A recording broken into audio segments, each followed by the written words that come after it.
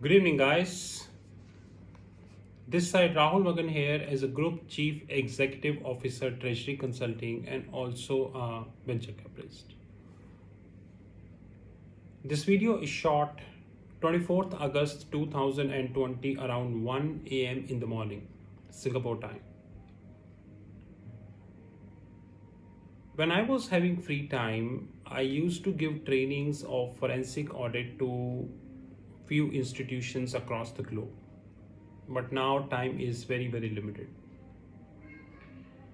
And you all understand that how I speak.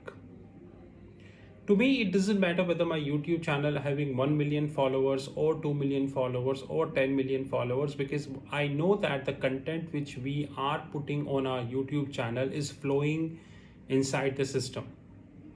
And the kind of WhatsApp messages which we are getting, it clearly suggests that people are not only watching the videos, but they are inculcating few things in their daily lives. And I'm happy that Treasury Consulting is changing the people lives.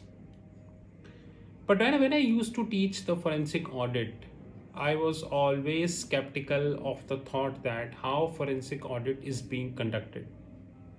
In fact, earlier also on our YouTube channel, I shared my opinion about the forensic audit, especially happened in India.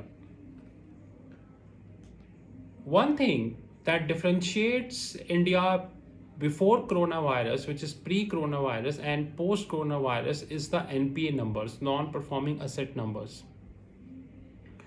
Because before coronavirus, the media was, and especially few people were before the regulators about the rising NPA numbers.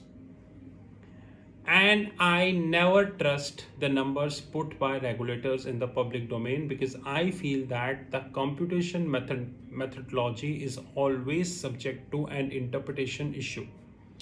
And more importantly, how the treasury management systems work in India. Majority of the public and the private sector banks in India even still do not know the meaning of treasury management system, and I'm sure that 99% of the people here also do not know the meaning of treasury management systems. So reporting of non-performing asset using obsolete treasury management system is always a concern, at least to me. But a news that published on 21st August 2020 raised at least a spark to me. But before going to that news, I would like to let people remind that who gave Kingfisher multi-million valuation. So it's a GK question which I'm asking. I know that Kingfisher is more or less a defunct entity now. It is not operating. There is no hope for any of the employees now to get their whatever arrears in the form of salary and all different compensations. So I'm asking a GK based question: which big four gave $1 million valuation to Kingfisher? And after Wirecard incident, don't worry, the Wirecard video is coming very soon. After Wirecard incident, it has once again raised an issue, at least in the international media, that who is going to audit the auditors. But to India, it really doesn't matter. Because whatever these big fours say, it's always a fact, Satyavachan. On 21st August 2020, we got an article which suggests that in a bizarre turn of events, the forensic audit conducted for State Bank of India on Reliance Home Finance by audit firm MK Agarwal and Company has given the Anil Ambani firm a clean chit. However, another forensic report by GT, Grant Thornton, prepared for Bank of Baroda for the same account has classified company as fraud. Though the Delhi High Court has stayed a classification, classifying the account as fraud until the next hearing, this turn of events will impact the debt resolution Reliance Home Finance, said bankers.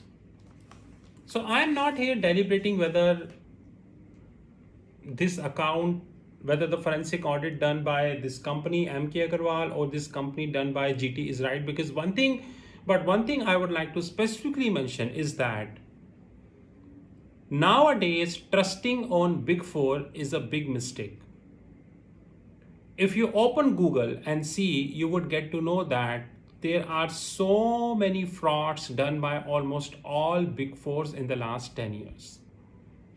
And India is not an exception in that regards. They conducted frauds almost everywhere in the globe. And many regulators of the globe set up various committees, find, demarcate these Big Fours from entering into various practices. In fact, Reserve Bank of India also barred few Big Fours not to do the commercial audit, basically audit of commercial banks in India. And this information is in the public domain. But the question here is not that. Question is forensic audit. How forensic audit is conducted in India, whether it is any company of the globe, any company of India. There are so many non-performing assets we have across the globe.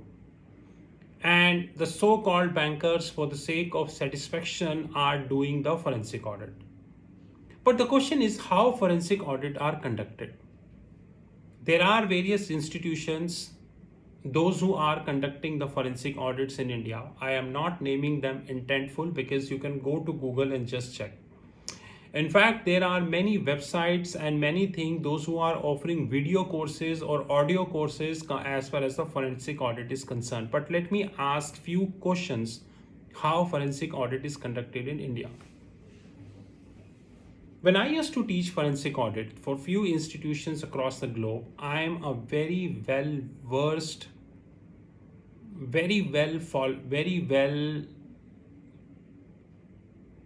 pushed this point that we should start SWIFT audit, or forensic audit should include the SWIFT audit also. And I'm sure that 99% of the people, those who are watching this video, the first time heard SWIFT. In fact, they do not know there are 9 classes in SWIFT. Class 1 to class 9. And the most powerful classes are 3, 5, and 7. In fact, let me put the second question, GK question. The first GK question is, who gave multi-billion valuation to Kingfisher? Second GK question is, out of 9 classes we have in SWIFT, class 1 to 9, the 3 powerful classes are 3, 5, and 7. Out of these 3 powerful classes, which one, 3, 5, or 7 is most powerful? So example, out of 9, 1, 2, 3, 4, 9, the 3 powerful are 3, 5, and 7. Class 3, class 5, class 7. Okay. Out of class 3, 5, and 7, which one is most powerful with reasoning? Let me see your knowledge in SWIFT audits. And guys, especially the people, those who are MBA, CA, chartered accountant, should answer this. And my favorite friends, CFA, certified financial analyst, should answer this. I raised this point at various locations, various positions, that one should have SWIFT audit compulsorily in forensic audit. But no action happened. We know why. Most of the people in India even do not know how SWIFT audits are being conducted. So let me tell you what is the beauty of SWIFT audit. Example, there is a company called Ram Lal and Company. So we are just giving an example. Coincidentally, if this company exists, then this is purely a coincidence. It's just an example. Suppose there is a company called Ramlal and Company who took 5,000 crores from SBI. And this Ramlal and Company opens multiple offshore locations account like Panama, Hong Kong, Singapore, and multiple. And this whole 5,000 crore which they took from SBI as a loan is slowly siphoned to all these offshore locations: Panama, Singapore, Hong Kong, West Caribbean island, and the list is pretty long, Cyprus and all. Now the question is, after 3 years, this Ramlal and Company comes to SBI and say that, boss, We wanted to do an business of making printing machines, printers, Ramlal printer, just like we are having HP, Canon, and all. But somehow we not been able to success in the market, so we decided to wind up the business. In the last 4 years, the total cumulative loss of the company is more than 6,000 crores, which well exceed the amount we took from you, which is 5,000 crores. So we are not in a situation to pay, so you can sell our asset. As of now, the value of the asset is 50 crores. Now what SBI do? Nothing. They classify this as NPA, it's a public money, and there is no accountability of public money. And a forensic audit is being conducted. But if I were the forensic auditor, what I'm going to do, no siphoning of the funds can happen until you have the evidence, until the evidence of SWIFT audit is erased. When Nirav Modi scandal happened in India, I came in public domain and said that Nirav Modi scandal can be resolved in 40 minutes. Rather than seizing the property of Nirav Modi, at that point of time, authorities should have focused on the SWIFT transactions, and they would got to know that where did the money went. What was important at that point of time during Nirav Modi scandal was not his shops, his jewelry and all. What was important is the fund track, fund routing. So this Ramlal and company who took 5,000 crores, this Ramlal and company siphoned funds slowly to Hong Kong, Cyprus, Panama, Singapore and all. But they forget it that there is an institution called SWIFT who regulates the money across the globe. And no one can delete any information which is routed via the SWIFT server. So example, Ramlal is having a bank, say X. This X routed the money through its subsidiaries in the offshore location. X can delete MT760, MT790, MT710, MT700 copies from their servers, but they cannot delete this transaction from SWIFT servers. If I were the forensic auditor on behalf of SBI, what I would have done, I would have checked the bank account of this X bank and immediately contacted SWIFT. And from that, I would have asked a simple email that I want all the transactions which are done from this account, and this is code MT700, 710, 760, 790 and everything. And I'm sure that SWIFT would surely be replying. Once I got these copies using a code that I cannot reveal publicly, I can retract. So example, initially Ramlal and company siphoned the fund to Hong Kong, from Hong Kong to Cyprus, from Cyprus to Panama, from Panama to Caribbean, assuming. Using this initial MT700, we can, or 103 or multiple, I can go till the last. And we can immediately get to know in less than 2 weeks that where is exact location of the funds. But the problem here is that these people, those who are sitting as regulators, those who sit in the committees of these organizations, those who offer forensic audit, they themselves do not know the SWIFT audit. And I'm sure if I ask the third GK question from you, that how many columns we have in one SWIFT note.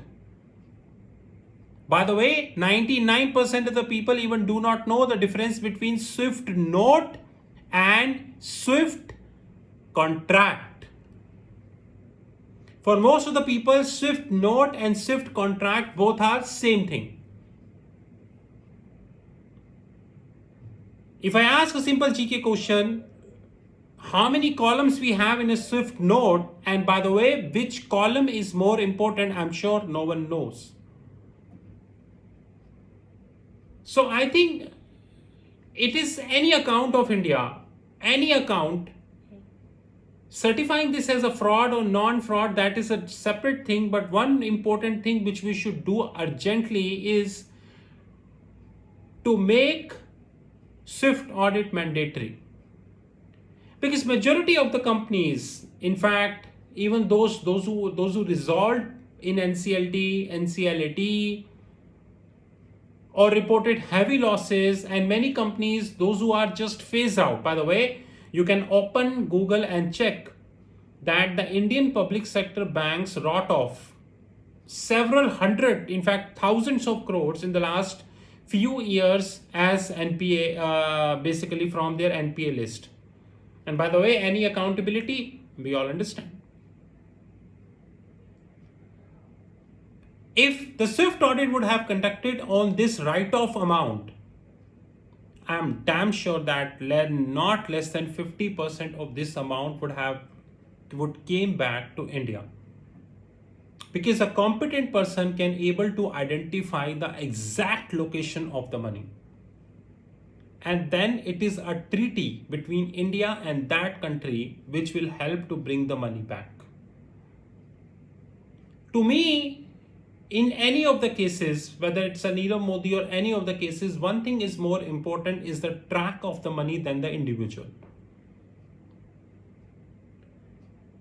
That is more important. In fact, I would like to push one thing, that in the statutory audit of all companies, those who are considered as going concern, whether they are industrial company, metal companies, aviation companies, banking companies, cement companies, pharma companies, or any companies, we should make Swift audit mandatory.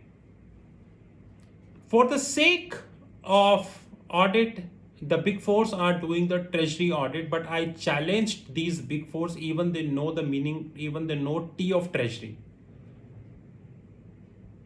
And they do the treasury audits.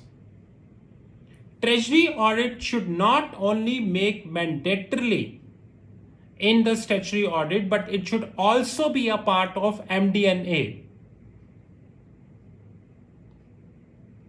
And not only MD&A, but also Swift audit to be made mandatorily in that regard, so that an investor can see that if from 1st January to 31st December, assuming US calendar year, the Treasury Department of any company did 1,000 transaction, out of this 1,000 transaction, 1,000 Swift contracts were generated, and out of 1,000 Swift contracts, this so-called Big Four checked, or any audit firm checked the whole Swift contract, so they know that where the money is being siphoned or not siphoned.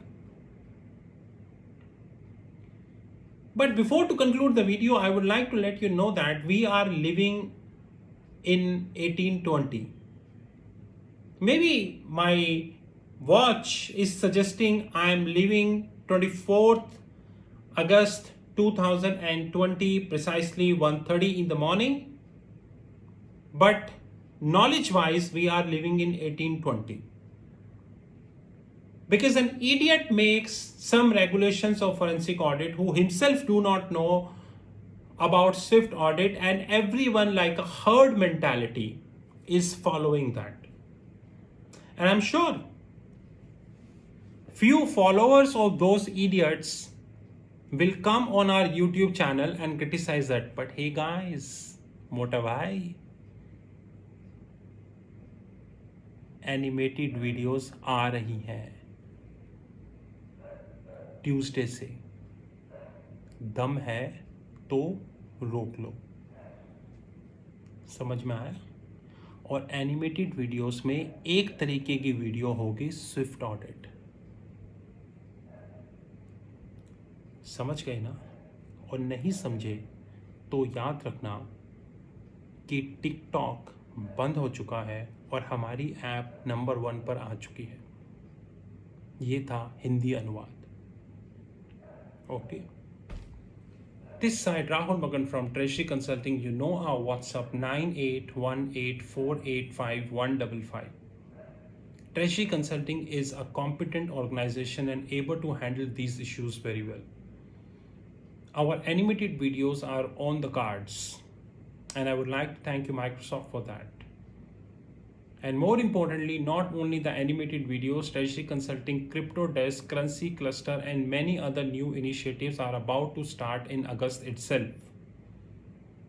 We are not bothered what the media says, because what we understand that the editor who published this article, he himself do not know the meaning of the SWIFT audit, so expecting him to emphasize on the SWIFT audit in any of the cases considered as NPA is an irrational thought. And the so-called chartered accountant firms, if they know what is the meaning of SWIFT audit, hey guys, I challenged you earlier also, I challenged you now also, come and talk to me. Let me see how much you learn out of SWIFT audit. This is Rahul Magan from Treasury Consulting. You know our WhatsApp 9818485155. Have a great time. Talk soon.